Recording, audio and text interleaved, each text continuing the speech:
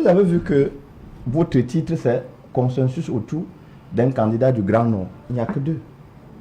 Mais lui, il a trouvé leur ami, celui du Manidem. Ça veut dire qu'ils sont 3 dans le sud. C'est pas moi, c'est vous. S'il vous plaît. Quelle est la difficulté, docteur? Je crois que c'est vous qui avez étudié. Jean-Marie n'a pas été faiseur du roi. C'est vous qui avez étudié. C'est vous qui avez étudié beaucoup. C'est pourquoi vous êtes docteur. Écoutez aussi. Alors, tout à l'heure, pour adouber le restant de l'opposition, il a choisi les 3 affidés et il a forcé un 4e qui est à Keremouna. Vous voyez qu'il a abandonné 4 autres partis politiques. J'ai dit les autres. Vous ne m'avez pas suivi. J'ai dit les autres. Vous ne les avez pas tous cités. J'ai pas laissé. J'ai dit qu'il n'y a que 3 contre les autres et nous ouvrons le la père Fauchier. Ça ne sert à rien. Vous êtes tombé. Vous allez tout organiser vous avez voulu faire fabriquer une nouvelle coalition. Je vous ai retiré ça de la main. Que les 8 autres viennent. Voilà. Okay. Ces gens-là, je continue. Oui. J'étais disant que lui-même, il nous a fait son classement en citant les 3 affidés de son parti et il a forcé un 4e nom à Keremouna. Il a forcé un 4e nom à Keremouna. Il a oublié, parce que ça n'existe pas dans leur cheval de bataille, et il a bien dit qu'il est le représentant du secrétaire général du comité central ici. Ça veut dire qu'il connaît la shortlist de ce qu'ils ont déjà dessiné chez eux. Vous savez, le RDP, c'est une technique de fierté. Ce que les gens appellent au quartier l'arrogance communicationnelle. Une fierté dans les expressions que moi j'aime me taire pour les écouter. Parce qu'ils vous disent exactement ce qu'ils vont faire. Donc, je supplie ou bien je prie, en dehors des 4 qu'il a cités, moi j'exclus à Keremouna. J'exclus à Keremouna pour mes raisons personnelles. Vous devez savoir que le peuple vous regarde pour sauver le Cameroun. Le peuple vous regarde pour sauver le Cameroun. Le deuil du Manidem, le deuil du MRC. Chacun a déjà enlevé son noir. Et je crois que le professeur Maurice Kamto lui-même, il a dit que le combat continue. J'ai lu encore ces dernières sorties pour dire que la machine est encore en marche.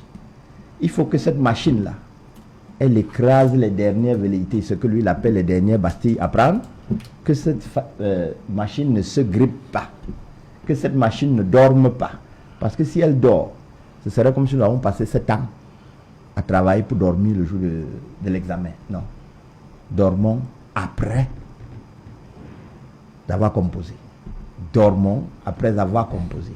Que ceux qui sont du Manidem, mettez la dernière main à la pâte. Nous avons déjà, il y a un proverbe petit qui m'intéresse beaucoup. Il dit que quand on a coupé la tête de la vipère, le reste c'est la corde. Ceux qui faisaient le poids lourd du RDPC, vous avez vu, le Manidem MRC a fédéré le nord-ouest, le sud-ouest, le littoral et une partie du centre. Ils ont réussi à le faire. Nous avons tranché la tête de la vipère RDPC qui était dans le Grand Nord.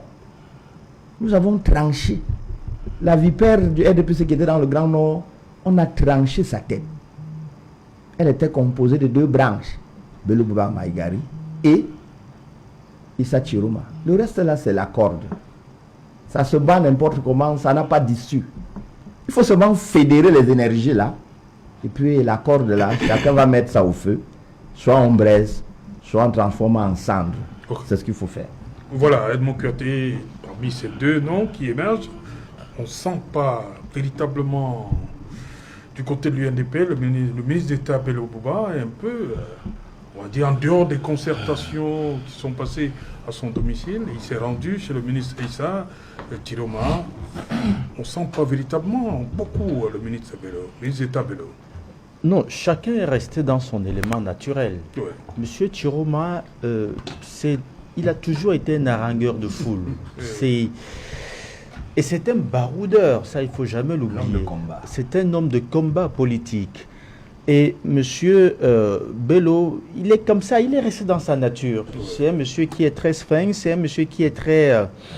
oui, il sait construire des stratégies de manière souterraine pour réussir. Et c'est surtout un opportuniste. Il sait saisir les opportunités. Vous vous souvenez, il saisit justement l'opportunité, c'était en 92, ouais. oui, pour prendre la tête de l'UNDP. Pour prendre la tête de l'UNDP. Et il saisit l'opportunité juste après du boycott du SDF pour avoir, n'est-ce pas, pour être la première figure politique de l'opposition au sein de l'Assemblée avec, je crois, 68 députés. 68 députés. Oui, c'est pas un monsieur que vous allez voir. Ne l'attendez pas sur le terrain des grandes foules, ne l'attendez pas dans les grandes déclarations non plus. Ne l'attendez pas dans les gros discours. Il parle peu, il parle très peu. Et donc, chacun restait dans son élément. Et M. Tiroma, bon, il faut aussi savoir que si on va sur d'autres critères, M. Tiroma a beaucoup plus d'énergie encore quand même que lui. C'est-à-dire que, je crois, M. Bello a peut-être 82 ans. Il faut aussi savoir que le poids de l'âge, vous faisiez bon de souligner qu'il est quand même été le tout premier ministre. Donc, il a servi le président Aïdjo pendant longtemps également. Il a servi le régime Biya jusqu'aujourd'hui. Tiroma Bakari, on l'a vu.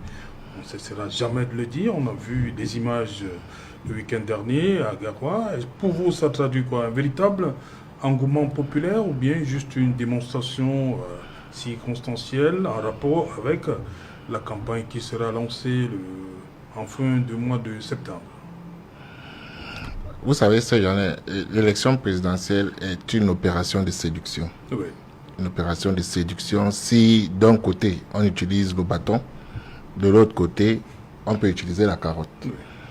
Et lorsque le ministre Tiroma, qui il y a quelque temps était encore du côté du pouvoir, a décidé de rentrer dans l'opposition, ce qu'il a reçu en face n'était pas de nature à lui donner l'impression qu'il était la bienvenue. Et lorsque, de manière globale ou générale, il y a une sorte d'exacerbation. Le peuple a soif, le peuple a faim du changement. Le peuple n'a pas besoin de savoir qui est en réalité en face. Quel est son statut actuel ou passé. Ça veut dire quoi? Il y a un évêque. Vous êtes adepte de l'évêque de Yagua? Il y a un évêque qui a dit, justement, vous avez embrayé. Il y a un évêque qui a dit un jour lors de son discours que même le diable, on prend d'abord. Et quand il a tenu ce discours, certains n'ont pas compris la profondeur de sa pensée. On a assimilé ça à un leader. Parce qu'on s'est dit, si on neutralise ce leader, on bat en brèche les propos de l'évêque de Yagua. C'était une erreur.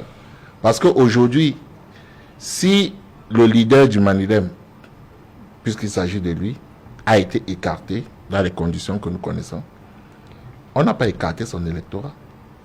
Il reste donc, pour l'élection présidentielle qui arrive en octobre, un acteur majeur de ce processus. Il est même celui vers qui certains opposants devront, par humilité, aller pour pouvoir prendre en compte son électorat, qui n'est pas négligeable. Parce qu'il faut se dire un certain nombre de vérités. Le ministre Tiroma, je vous rappelle que quand le ministre Tiroma est encore ministre, celui qui s'occupait de la mobilisation dans son parti, c'était l'honorable Salmana. Regardez la vitesse avec laquelle l'honorable Salmana est parti de l'amour que la base avait pour lui, pour ce qu'on a vécu dans une vidéo qui est devenue virale. Un rejet carrément. Un rejet terrible. Parce que ce n'est pas, le peuple ne veut pas savoir celui qui est en face. Ce n'est pas les individus. Les individus n'intéressent pas le peuple. Le peuple dit on veut le changement. Alors quand on veut le changement, il y a 11 acteurs qui sont en face du candidat du RDPC. Et parmi ces 11 acteurs, il y a un certain nombre d'acteurs qui sont en pole position. Il faut le reconnaître. Je l'ai dit mardi dernier. Il y a l'expérience qu'ils ont dans les arcanes du pouvoir. Le ministre d'État Bello a été premier ministre au Cameroun. Premier ministre du le président. tout premier ministre du président Biya.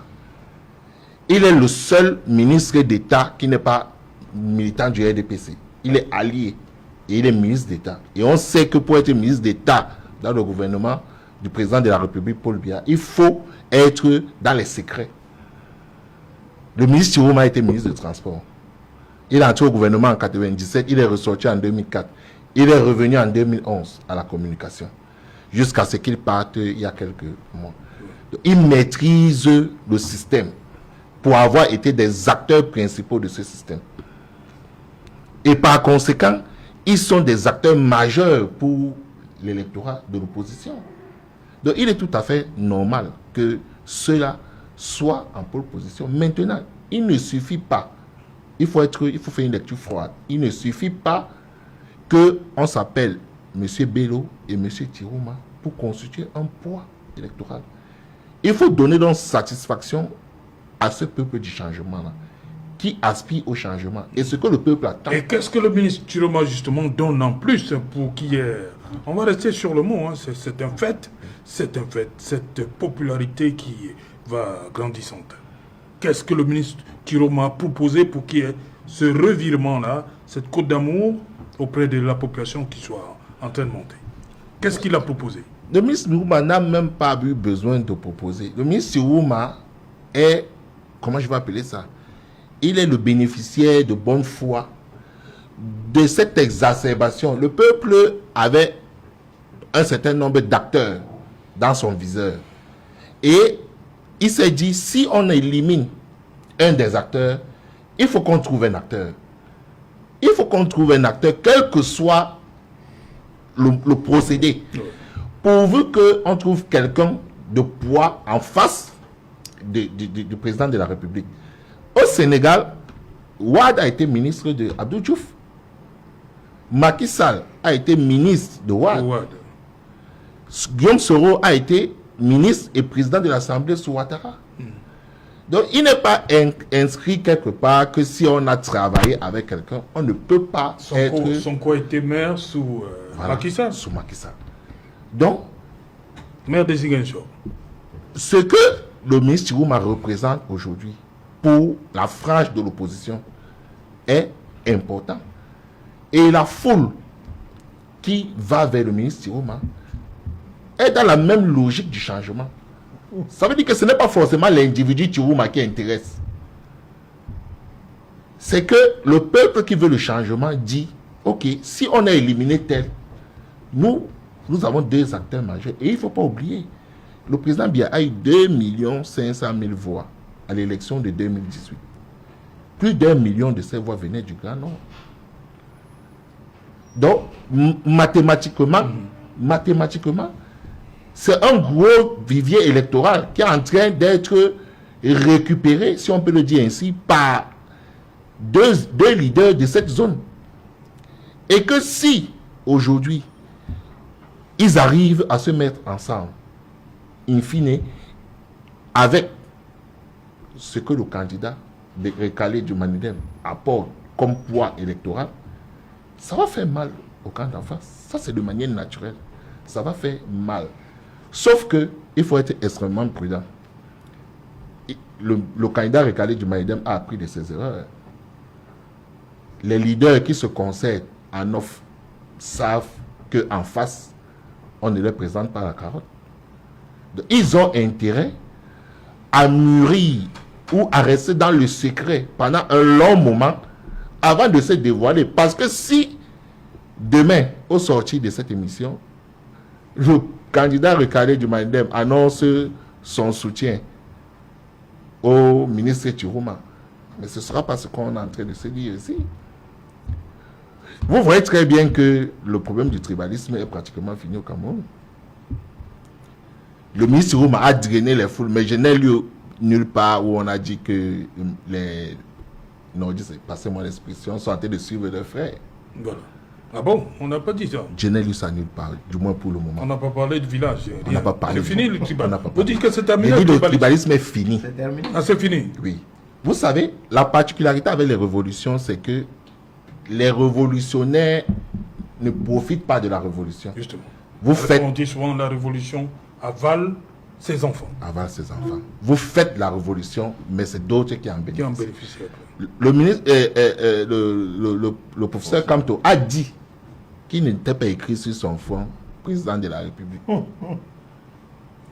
Ça veut dire que, à défaut d'être le roi, on peut en être le faiseur de roi. Donc, tu mènes un combat, on utilise tous les stratagèmes pour te mettre en difficulté. On te met en difficulté véritablement. Mais ce combat profite à d'autres personnes. Parce que moi, je me serais attendu que, comme disent aussi des ministres Bello et Tiroma, qu'ils ont un électorat villageois. Non, non, vous avez dit c'est fini. Le Mais tribalisme, je vous dis c'est fini parce qu'on a fini, on a tourné la page du On a tourné, donc je ne me répète pas, je sais. On a tourné la page du tribalisme. On a fini avec ça. Oui, Ça s'est résolu tout seul. tout seul, naturellement. Naturellement, il a fallu qu'on élimine un candidat pour que ça se résolve. C'est bien pour le Cameroun, c'est bien pour l'avancement de la démocratie. Si on peut ne plus revenir là-dessus, c'est une bonne chose. Ok. Mais j'ai dit, aujourd'hui, on est à un tournant décisif. Et depuis le début, depuis le jour de la convocation du corps électoral, on s'est dit que l'élection d'octobre 2025 sera une élection inédite au Cameroun. On est en train d'avancer petitement. On a commencé déjà avec le nombre de dossiers de candidature. Oui. 83. C'était déjà, on n'a jamais vu ça. c'était déjà un record. On est en train d'avancer petitement.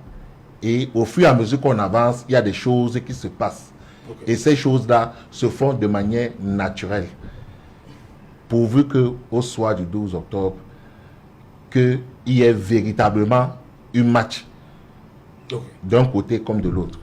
Voilà, on dit, vous parlez des élus qui font le poids, mais quand même vous avez dit que dans les 71%, je crois, vous avez dit 35, venez du Nord. Oui, mais vous ne pouvez pas balayer comme ça le poids de ces deux ex-alliés qui ont participé, pesé pour qu'il y ait ces 35%. Est-ce que vous n'avez pas peur aujourd'hui qu'ils ont décidé de se mettre un peu de côté, qu'il y ait cet effritement de votre électorat dans le Grand Nord? Non, je vais commencer d'abord par faire une remarque. Oui. Je me rends compte que effectivement sur ce tableau, sur ce plateau, je suis le seul politique. Les autres font des analyses en termes de conditions, si, etc. Et je me rends compte qu'ils n'ont jamais participé à une élection. Je voudrais rassurer les téléspectateurs sur le fait qu'ils n'ont jamais eu la chance de participer à une élection parce que tout ce qu'ils disent, ils se contredisent au même moment. Pour dire quoi? Pour dire que si ce que mon ami Kouyaté a dit était vrai et repris par Jean-Marie, le RDPC ne serait pas vainqueur au niveau des élections de proximité au Nord. Puisque les Bello ont fait les élections contre le RDPC aux législatives, aux municipales, aux régionales. Je voudrais vous rappeler quelque chose si vous ne savez pas. La région de l'Adamawa est contrôlée par l'UNDP à cause du RDPC. Peut-être vous ne le savez pas, je vous le dis donc, puisqu'ils me suivent. Donc, pour dire donc quoi? Que s'ils savaient parfaitement ce que, comme vous venez de le dire, ce qui faisait la force du RDPC, ils auraient gagné les législatives. Vous n'allez pas dire que lors des élections législatives municipales, l'UNDP et le FCCN refusent d'avoir des élus parce qu'il faut donner un RDPC. Vous avez compris que vous avez tout faux. Je peux vous répondre? Non, vous n'avez pas besoin de me répondre. Non, vous n'avez pas besoin de me répondre parce que ce que je dis est clair. C'est-à-dire que les législatives et les municipales, dans le Grand Nord, le RDPC porte le flambeau du plus grand parti. Lorsque j'ai dit ça, je passe. Pour vous dire donc, la peur, non. D'entame, j'ai dit qu'il faut tenir compte du fait qu'ils sont partis. Et on n'a pas besoin. Si on mettait une équation mathématique, automatiquement, le RDPC perd, n'est-ce pas, perd une partie de l'électorat dans le Grand Nord. On n'a même pas besoin. On n'a pas besoin. Mais ce qui me réconforte après ce premier tour de table, c'est que il s'agit du RDPC contre Chiroma, Bello Bouba et en arrière-plan le candidat du Manidem. Je voudrais donc que les autres partis comprennent que ils ont intérêt donc, Le groupe de Fumban, qu'ils ont intérêt à s'allier au RDPC. J'espère que vous-même vous avez compris que vous n'avez pas de valeur à cette élection présidentielle. Personne n'a cité le SDF. Personne, on a cité le RDPC, Chiroma, l'UNDP, et quelqu'un qui n'existe pas dans l'échiquier de 12, il est devenu le faiseur du roi. J'espère que Joshua aussi, Madame Tomano, Ouga, les autres, Cabral, vous avez compris à Keremouna que vous n'avez pas de valeur. Venez donc là où vous pouvez avoir la main tendue. Le RDPC est un parti de rassemblement. Et je crois que c'est ce que je retiens de force ce soir. Que l'opposition, aujourd'hui, n'est que le Bouba Bello Magari, Chiroma et le candidat du Manidem non retenu, faiseur du roi. Donc, les autres ne peuvent absolument rien apporter pour leur victoire. Et nous leur tendons non la main, surtout aux électeurs. Parce que là, maintenant... Mais il y a déjà le G20, non? Mais c'est toujours ouvert, ils peuvent venir. Il n'y a pas de problème. Il s'est ouvert. Puisqu'on les refuse, puisque les gros partis qui peuvent gagner avec des gros analystes politiques autour de la table démontrent à suffisance que les autres ne valent rien, j'ouvre la main, n'étant même pas secrétaire politique de mon parti, je parle au nom du secrétaire général du comité central. Le RDPC est un rassemblement. Venez et ensemble soutenons donc le candidat Paul Biya. Une minute, maître. Il veut juste d'abord répondre rapidement avant maintenant. Oui. Vous voulez répondre par rapport au poids législatif. Répondez rapidement. Je voulais répondre. Vous avez demandé 30 secondes. Oui, 30 secondes. Je voudrais répondre pour dire que le problème des élus locaux dans le Grand Nord a toujours été ceci. Ils disent à leur leader, vous ne pouvez pas nous demander, lors des élections présidentielles, de voter pour le RDPC. Et vous venez, lors des élections couplées, municipales et législatives, nous demander de voter pour le parti. Vous nous embrouillez. Ils le disent, ça c'est la base.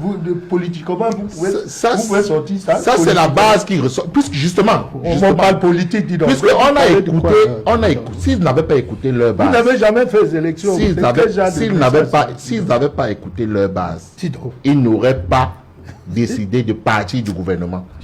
C'est la base qui a fait pression sur ces leaders en leur disant, si vous continuez dans vos alliances avec le RDPC, nous allons mettre le parti en difficulté au niveau de la base. Donc la base a son mot à dire. Et c'est cette base qui a continué à mettre la pression. C'est pour ça que ces deux leaders ont décidé de retourner à la base. Ok. Maître Ngefa? Oui, c'est là. Je vais commencer d'abord par vous dire que autour de cette table, aucun Camerounais n'est dupe. Les 11 partis d'opposition, chacun... Ah, enfin. Je n'ai même pas encore parlé, vous avez déjà dérangé. Non, parce que pour une fois, vous les 11 partis d'opposition, chacun a sur sa feuille les petits groupes.